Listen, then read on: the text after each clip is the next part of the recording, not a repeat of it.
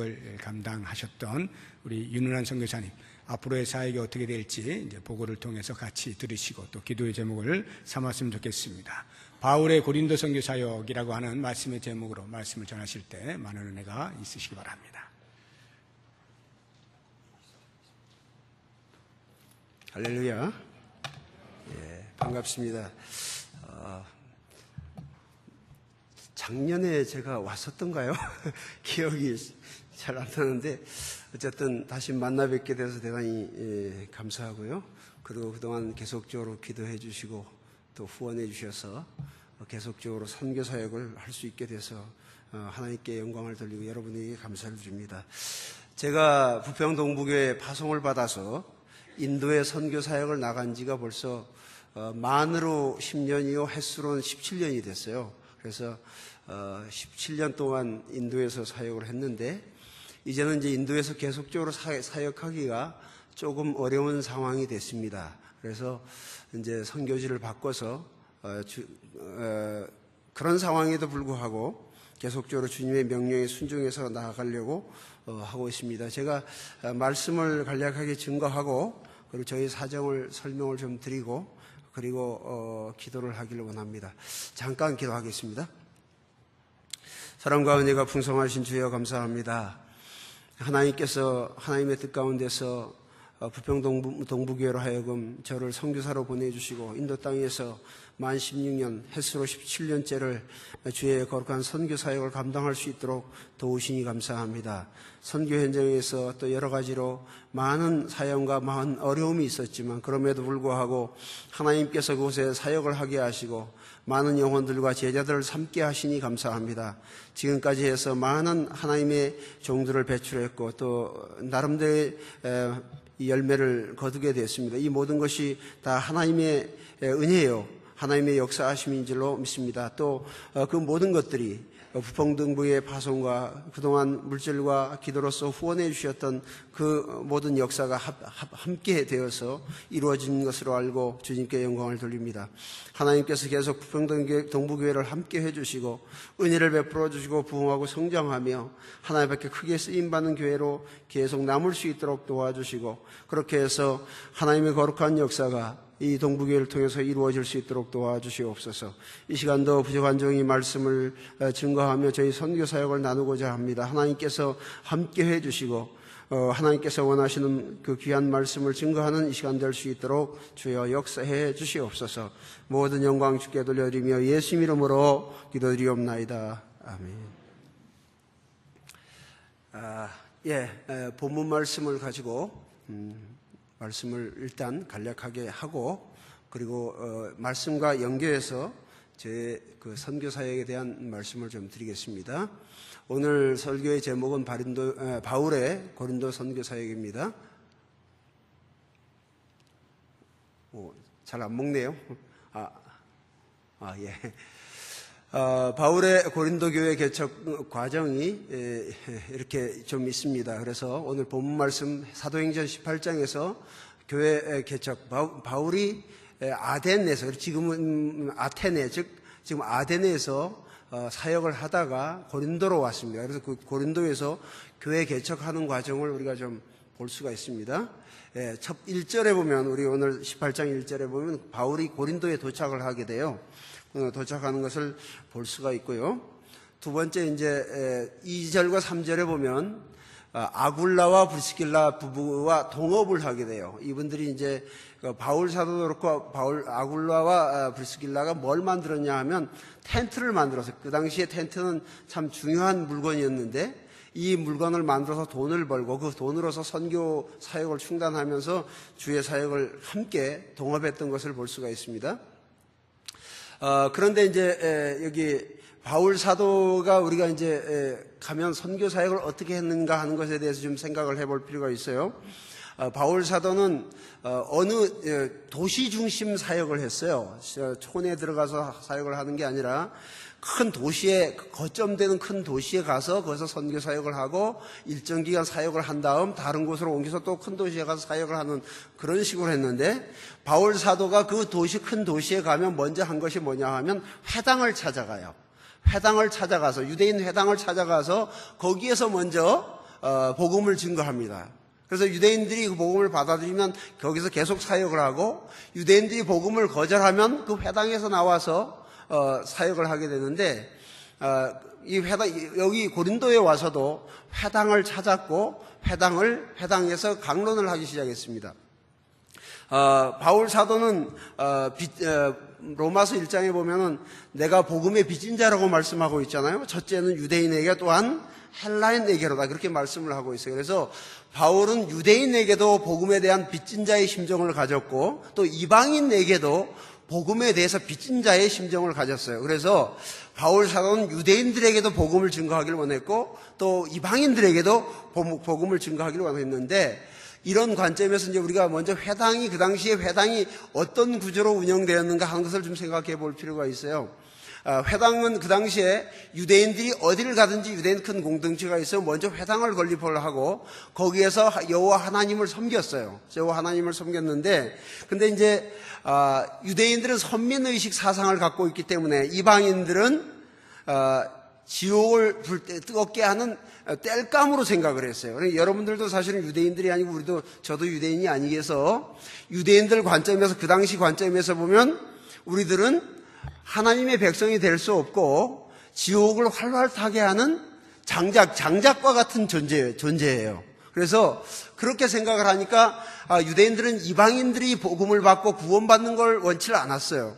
그런데 사도 바울은 복음을 깨닫고 나서 복음은 유대인에게도 필요하고 이방인에게도 복음이 필요하다고 생각을 했어요. 그래서 회당에 가서 먼저 가서 유대인들에게 빚진 것을 갚기 위해서 설교를 해요. 설교를 하면 그 당시 이 회당에는 유대인들만 있었던 것이 아니고 이방인들도 회당에 예배에 참석을 했어요. 근데 유대인들과 같이 적극적으로 중심에 모여서 예배를 같이 드릴 수 없어요. 왜냐하면 유대인들이 배척하기 때문에. 그렇지만 이 회당이 둥그렇게 있으면 가운데 쪽은 유대인들이 모여서 예배를 드리고 외곽에 뺑 둘러서는 이방인들은 예배에 참석하지 못하고 옆에서 유대인들이 드리는 예배를 관람을 했어요. 그러면서 마음속에 무슨 심정을 가졌냐면 우리들도 유대인과 같이 여호와 하나님을 섬기며 하나님의 백성이 되면 좋겠다 하는 마음을 갖고 있었거든요. 그런데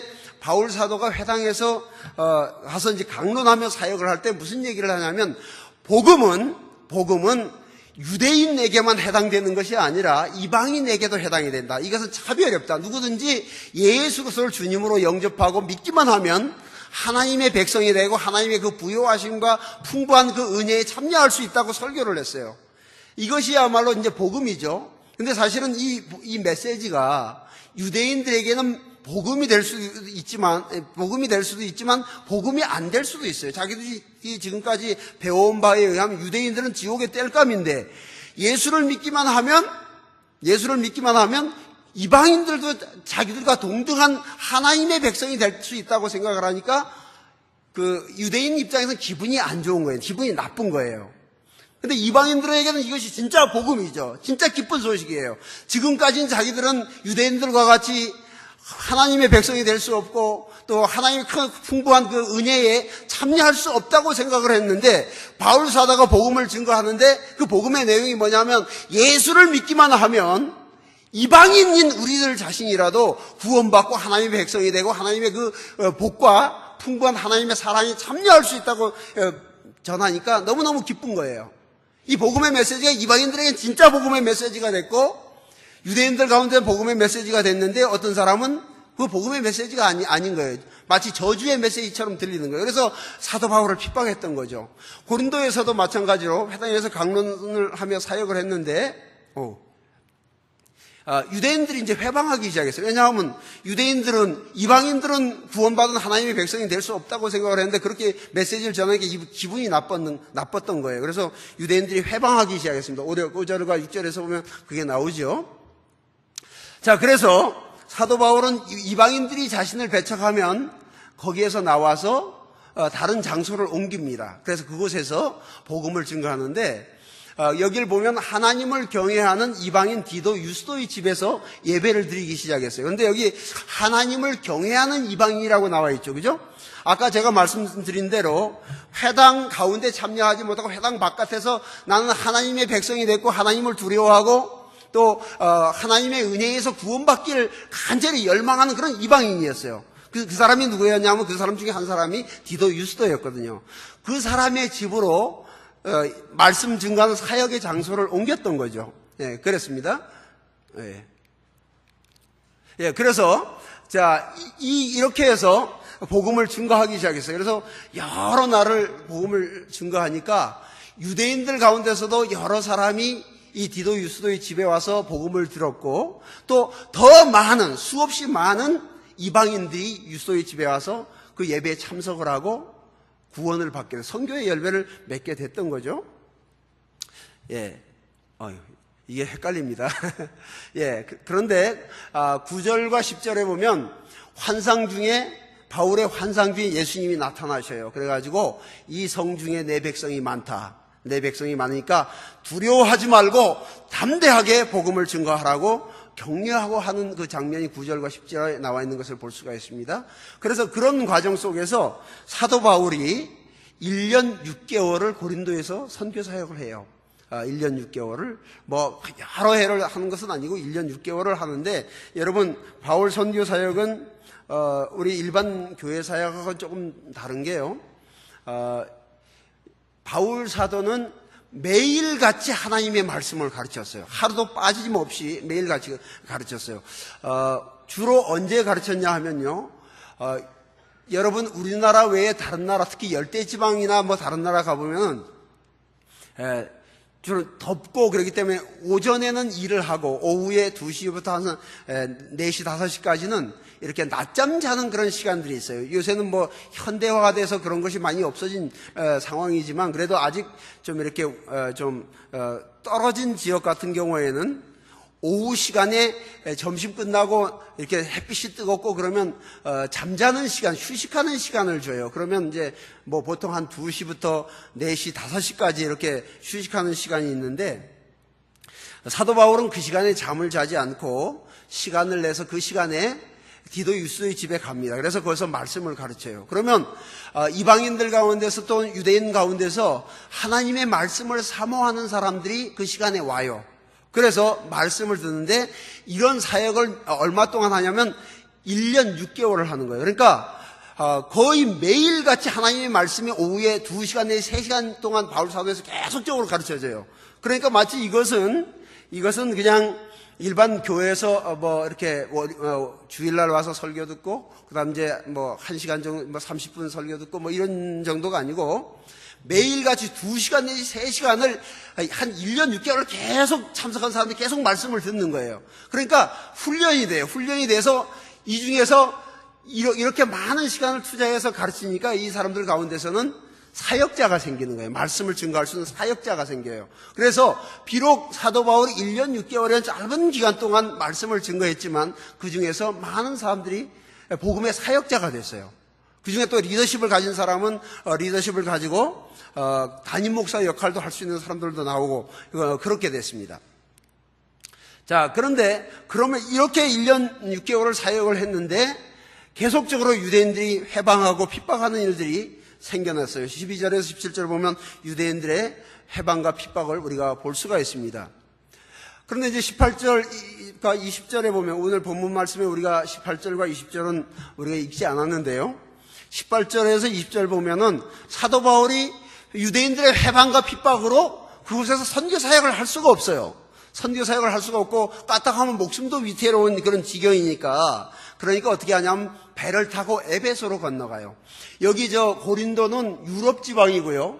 에베소는 지금 있는 터키, 소아시아 지방인데 배 타고 건너가야 돼요. 배 타고 건너가야 되는데 거리는 과히 멀지는 않습니다. 과히 멀지는 않은데 그래서 배 타고 건너가서 이쪽은 소아시아 지방이고 지금 사역했던 고린도는 유럽 지방이에요. 그리고 지금 그리스 지방인데 그곳에 가서 이제 피해서 도망을 친 거죠. 그러니까 이제 사도 바울이 고린도에 있는 유대인들의 그 회방과 핍박을 피해서 에베소로 피신을 해요. 피신을 해서 그곳에 있는데 사도 바울은 그곳에서도 자기의 그 고린도에 대한 그 교회에 대한 관심과 사랑을 멈추지 않아요. 그리고 계속적으로 고린도 교회를 돌보고 있는 것을 볼 수가 있습니다. 이것이 이제 우리 오늘 방금 드린 본문에 대한 설명입니다.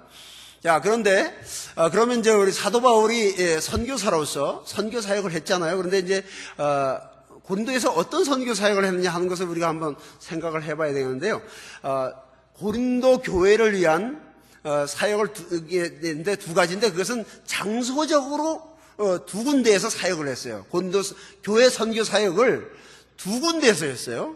여러분 아마 이상하게 생각할 거예요. 고린도 교회에서 교회를 위한 선교 사역을 했다 그러면 고린도 지방에 남아서 계속 고린도 교회에서 사역을 하는 것이 그 사역이지 무슨 장소적으로 떨어진 데서 무슨 사역을 하냐 이렇게 생각을 할 수가 있는데 한번 생각을 해보겠습니다. 자, 먼저 고린도에서 선교 사역을 생각해보고 그 다음에 다른 지역에서 또 고린도 선교 사역을 했는데 그것은 에베소에서 고린도 교회 선교 사역을 했어요.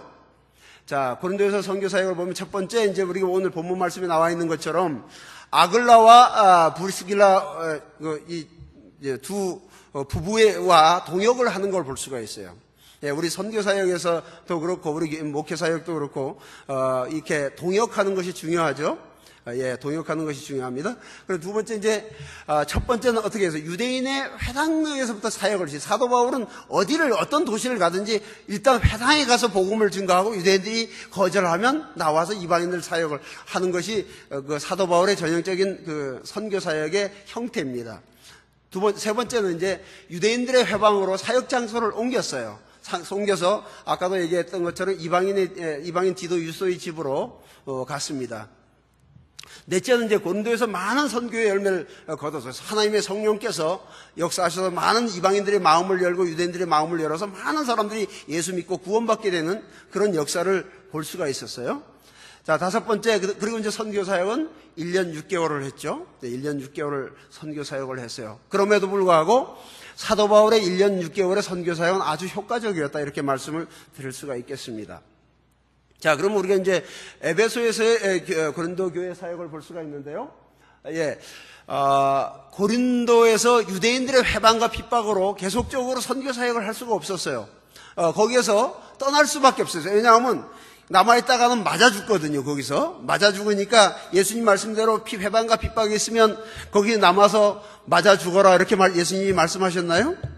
그러지 않죠. 예, 저쪽으로 이렇게 피신하라고 예수님께서 말씀을 하셨어요. 그래서 사도 바울이 고린도에서 그 핍박을 피해서 에베소로 장소를 옮겼습니다. 첫 번째, 바울은 정기적으로 고린도 상황을 사람들을 통해서 들었습니다. 배를 타고 이렇게 건너가면 이렇게 왔다 갔다 할 수 있는 그 지역이거든요. 그래서 거기에서 사도 바울은 고린도에 있는 그 사역자들 또 중요한 중직자들 가운데서 한두 사람이 이 에베소로 오게 됩니다. 그러면 그 사람들로부터 고린도 교회 상황을 들어요. 고린도 교회 상황을 듣고 고린도 교회가 이런 상황이 있구나. 그리고 여러분 알다시피 고린도 교인들은 아주 모범적인 교인으로 우리가 고린도서를 읽을 수가 있나요? 그렇지 않죠. 예. 고린도서를 읽게 되면, 그러니까 처음 초대교회 때부터 지금 현재 교회까지도 있는 모든 교회의 문제가 고린도 교회에 다 있었어요. 그렇기 때문에, 고린도 교회의 그 상황을 그런 사람들을 통해서 들었습니다. 두 번째, 바울은 서신을 통해서 고린도 교인들을 지도했습니다.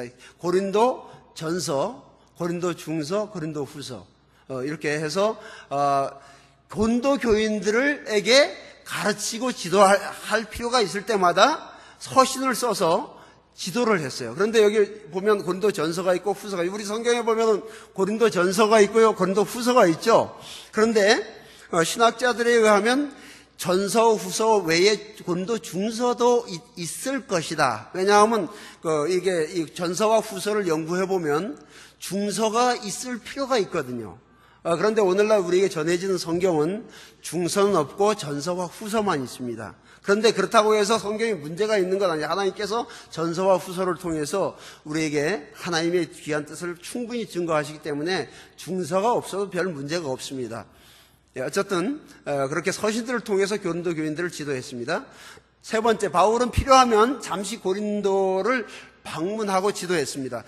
사실은 항상 거주하게 되면 유대인들에 의해서 노출되어서 노출되어서 아마 핍박을 받을 텐데 잠시 들어가서 고린도 교인들을 지도하고 그러고는 나오는 식으로 그렇게 했어요. 잠시 들어가서 고린도 교인들에게 그동안 잘못된 것 그런 거에 대해 혹은 또 갈등이 있는 그런 부분들을 중재하거나 설득하면서 그렇게 하고 그러고는 다시 물러나서 에베소에 있다가 그렇게 해서 그렇게 하는 것이 한 번 내지 두 번 있었다 그래요. 신학자들에 의하면. 그렇게 해서 고린도 교인들을 이런 식으로 이제 에베소에서의 선교 사역을 했고요. 넷째, 바울은 자신이 개척한 교회들을 방치하지 않았어요. 고린도 교회를 해놓고 이제 개척해놓고 그다음은 니들이 알아서 해 그런 게 아니라 정기적으로 바울 서신을 통해서 방문을 통해서 계속적으로 고린도 교인들을 설득하고 지도하고 했던 것을 우리는 볼 수가 있습니다. 자, 결론. 바울은 비록 유대인들의 회방과 핍박으로 에베소로 이제 피했지만 고린도 교회에 대한 사역을 멈추진 않았습니다. 주님의 거룩한 선교 사역은 계속되어야 돼요. 주님께서 우리에게 주신 지상명령은 언제까지 유효합니까? 예수님이 다시 오실 때까지, 그죠? 예수님께서 다시 오실 때까지 우리는 계속 복음을 증거하고 선교 사역을 해야 돼요. 그것이 주님께서 하나님의 아들이시고 우리의 구세주가 되시며 만왕의 왕이신 예수님께서 우리에게 주신 그 선교 명령이 그것이기 때문에 이 선교 사역은 계속돼야 됩니다. 예수님께서 재림하시기까지 어떤 상황이 우리에게 주어지더라도 선교를 멈추지 말고 계속 기도하며 우리는 전진해야 합니다. 왜냐? 그것은 예수님께서 주신 이 세상 끝날까지의 명령이기 때문이죠. 여기까지 이제 제가 말씀을 증거했고요. 이제는 저희 상황에 대한 설명을 여러분들에게 좀 드릴 필요가 있을 것 같습니다. 저희가 이제 인도 정부로부터 저희 신분이 지금 노출되어진 상황이어서 추방된 상황이라고 말씀을 드릴 수가 있습니다. 그렇지만 저희들은 추방됐지만 인도 사역은 멈춤없이 계속되고 있는 상황이라고 하는 것을 여러분들에게 말씀을 드리고 싶어요. 지금 현재 여기 보면은 인도 동역자들이 남아 있어요. 제가 선교 사역을 10년 하면서 동역자들을 키우고 만들고 관계를 맺어가면서 동역자들이 남아서 제가 선교 사역했던 것을 계속 이어가고 계속적으로 사역이 가고 있는 상황입니다. 보편적으로 어떤 그 사역을 할 때 중요한 그 리더십을 가진 사람이 그 사람이 죽거나 혹은 떠나거나 하면 그 사역도 멈추고 없어지는 경우가 많아요. 그런데 저희 사역은 그렇지 않습니다. 왜냐하면 선교 사역에서 중요한 것이 뭐냐 하면 제자 삼는 거죠. 그죠? 우리 마태복음 28장 19, 20절에 보면 뭐라고 그랬어요? 너희는 가서 모든 족속으로 뭘 삼으라고 그랬어요? 제자 삼으라고 그랬잖아요. 제자. 그러니까 선교 사역은 건물을 짓고 그런 걸 만들어내는 것이 아니라 사람을 예수 믿게 만들고 그 예수 믿은 사람으로 하여금 예수님의 제자가 되고 그 제자가 된 그 사람이 계속적으로 사역을 해서 그 사람들이 계속 사역을 이어가고 계승해 가는 것이 그게 선교 사역이에요. 그런데 이제 많은 선교 사람들 가운데서 이 사역을 하지 않고 무슨 그냥 건물만 짓는다든가 이런 사역을 하신 분들은 그분이 떠나가려면 사역도 다 끝나고 없어져 버려요. 그런데 이제 다행스럽게 하나님께서 인도하셔서 저는 사람을 길러내는 쪽으로 많이 치중을 했어요. 그래서 여전히 저희 사역을 계승하고 이어갈 현지 동역자들이 남아 있습니다. 그래서 그 사역이 계속되고 있습니다. 그리고 여기 이제 방금 얘기한 것은 인도인들의 저희 동역자 팀 내 동역자입니다. 우리 팀이 지금 구성이 되어 있는데 저희 팀 이름은 카르나타카 팀이에요. 카르나타카. 제가 카르나타카 선교에 집중을 했기 때문에 카르나타카 팀인데 그렇게 팀을 이름을 지었습니다. 그런데 이 팀 안에는 아까 말씀드렸던 것처럼 인도의 우리 동역자들이 있고요. 그다음에 이제 한국인 동역자들도 있습니다. 두 한국인 동역자가 있는데요. 하나는 이제 차기숙 목사님이고 다른 한 사람은 이제 송윤아 선교사예요.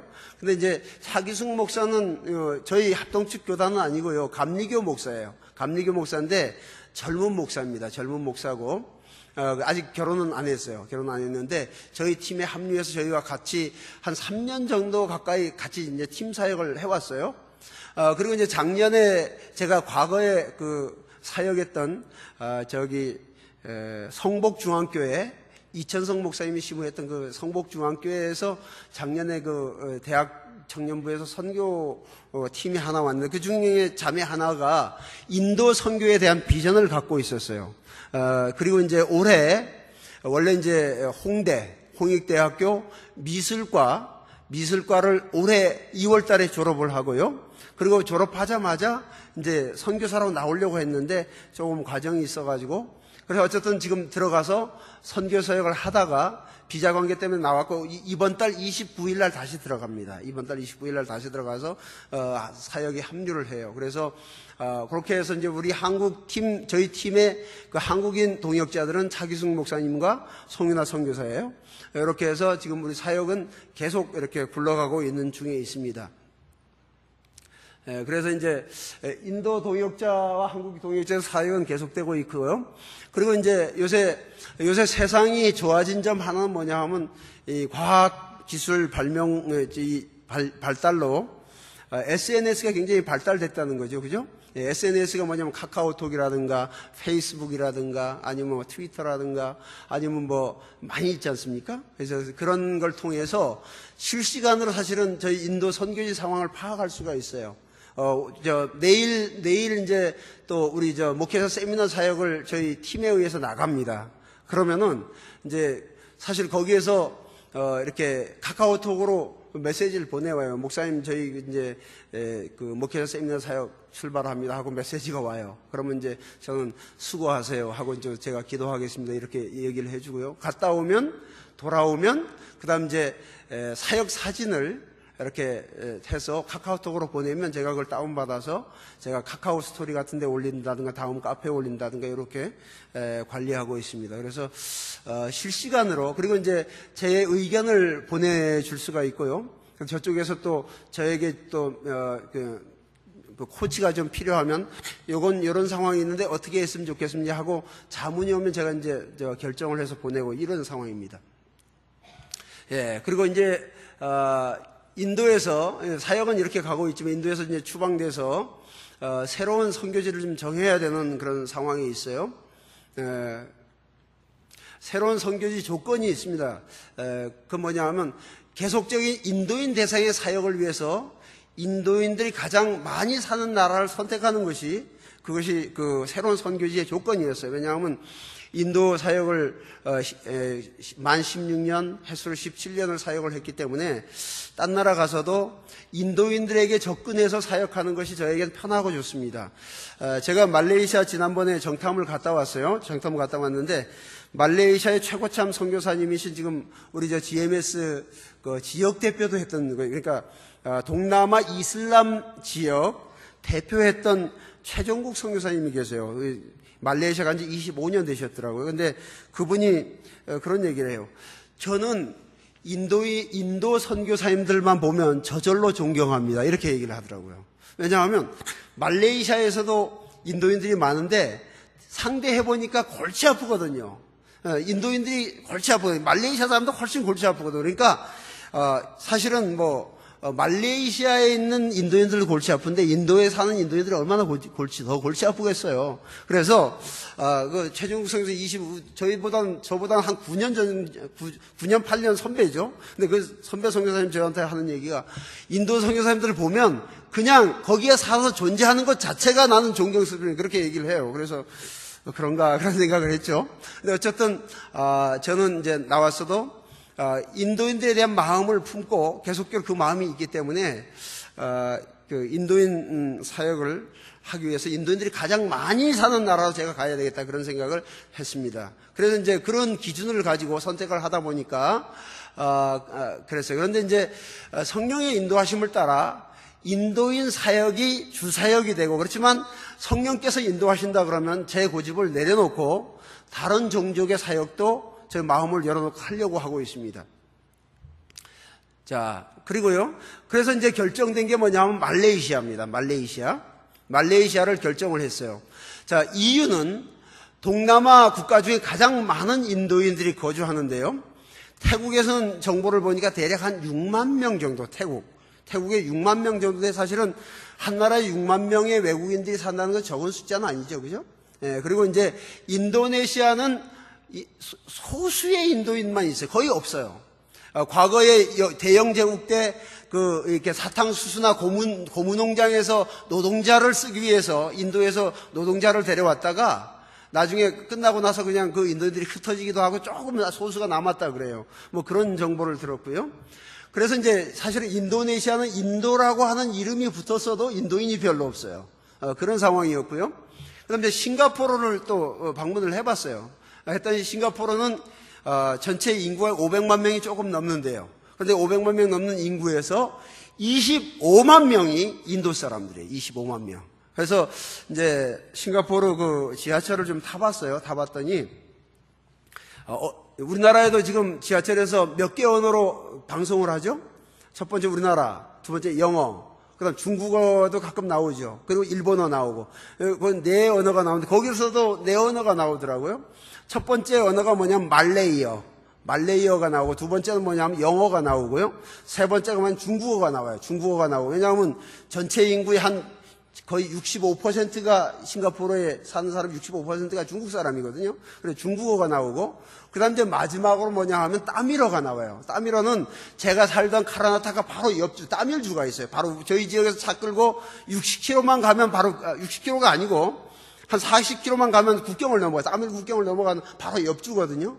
거기 소속된 따밀 사람들이 많이 살아요. 그래서 이 네 가지, 따밀어로 이렇게 안내 방송을 하는 것을 들었어요. 그래서, 여기 인도인들이 참 많구나. 그렇지만, 스리랑카는 제외입니다. 선교지 제외인 이유가, 거기는 뭐 워낙 선진국이고 잘 사는 나라고, 또 제가 거기에 살면 후원자들이 저기 윤석교사 좋은 데서 산다고 그렇게 생각을 할까봐 거긴 갈 수가 없습니다. 그래서 거기는 안 가기로 했고요.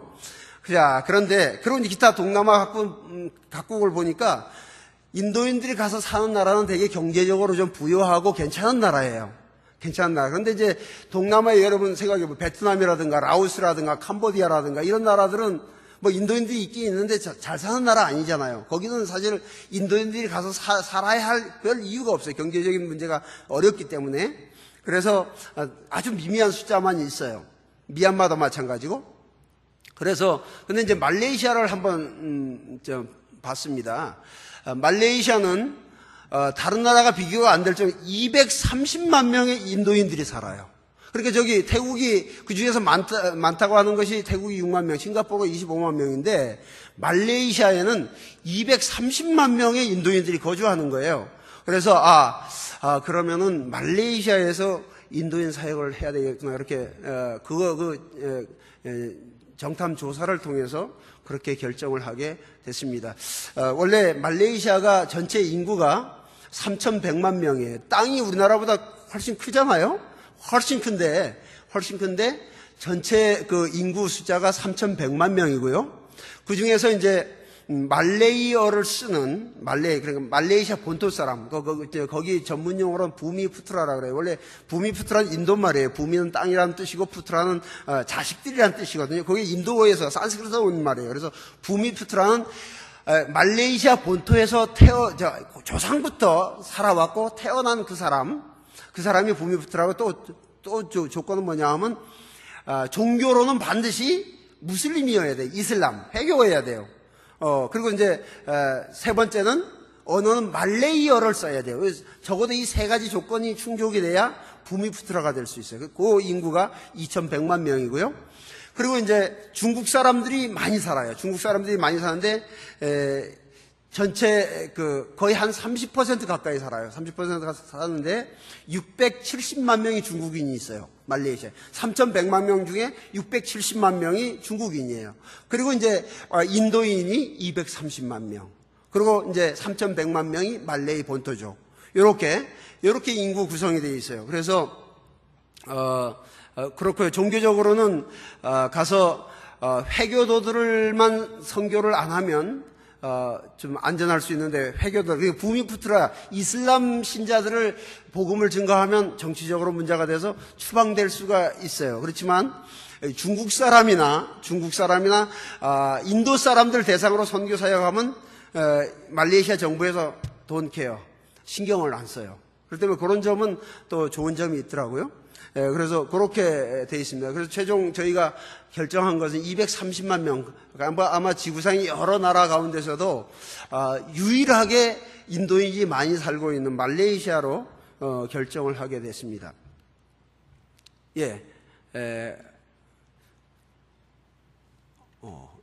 그리고 이제 6번 최종적으로 이제 제가 GMS 즉 우리 교단의 총회세계 선교회로부터 소속된 선교사이기 때문에 저희가 원래 있던 지역이 남인도 스리랑카 지부였어요. 그러니까 남인도에다가 그 옆에 섬나라 스리랑카가 있거든요. 실론티 들어보셨죠? 실론 섬이 있는데 거기 합쳐서 한 지부였어요. 그런데 이제 아무래도 말레이시아로 옮기다 보니까 지부를 변경을 해야 돼요. 그래서 지부 신청하는데 원래 저희가 이제 말레이시아로 가려고 결정했던 것이 5월 말이나 6월 초에 가려고 결정을 했었어요. 그런데 이제 총회 선교로부터 지부 변경 신청을 했더니 허락이 6월 16일 날 나는 거예요. 그래서 5월 말이나 6월 초에 가지 못하고 6월 16일부로 총회에서 임원회에서 GMS 임원회에서 통과가 돼서 그래서 그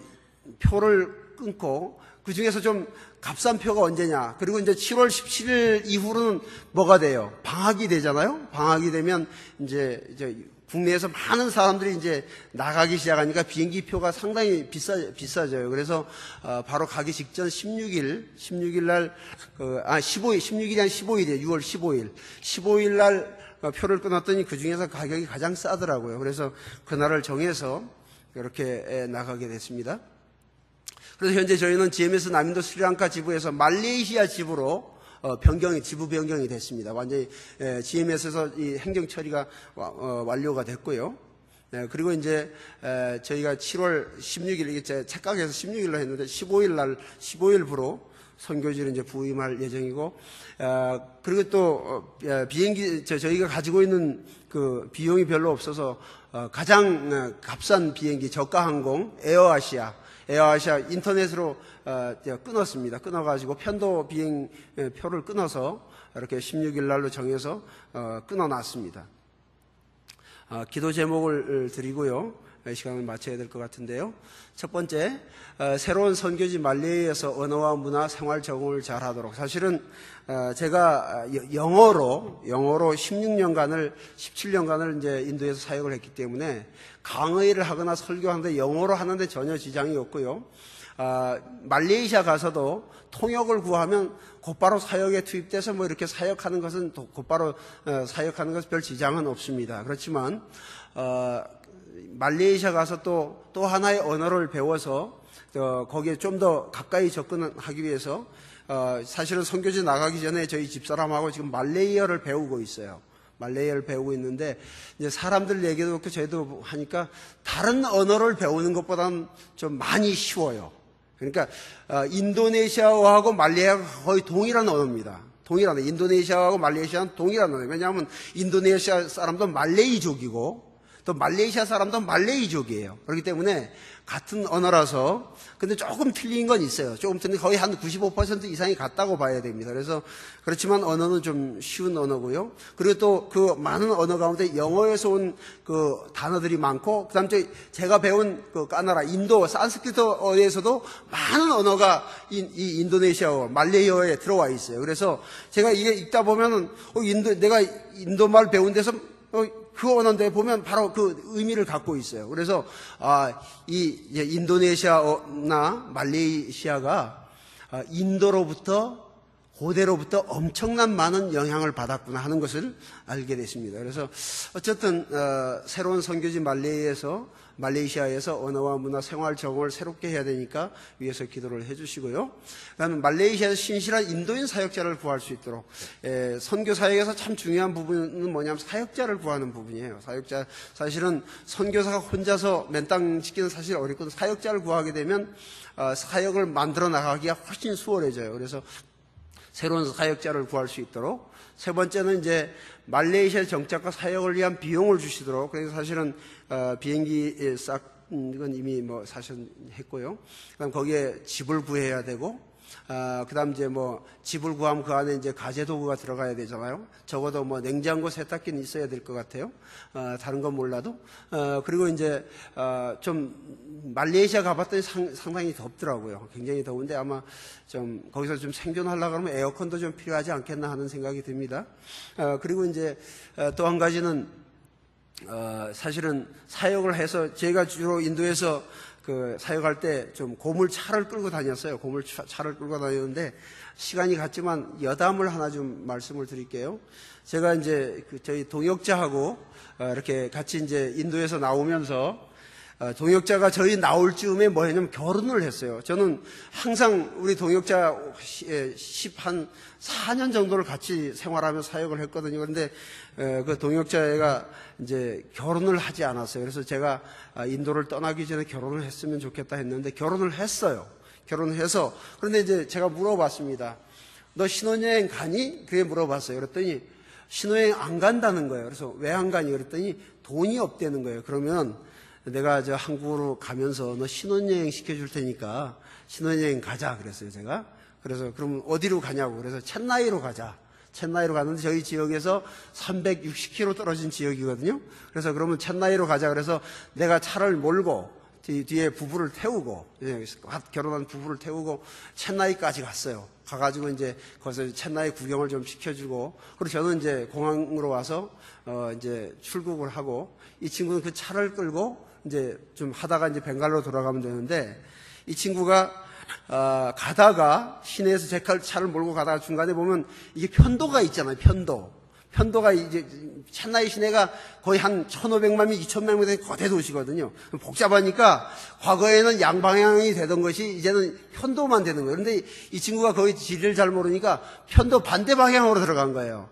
편도 반대 방향에 들어가니까 경찰한테 붙잡혀가지고 그래서 이제 어려움을 당했는데 사실은 그 차에 제가 그 서류라든가 그런 것을 다 저쪽에 그 다른 선교사님들한테 맡겨놨어요. 차량 등록증이라든가 그런 것들을 맡겨놓고 나왔는데 차에 그게 없는 거예요.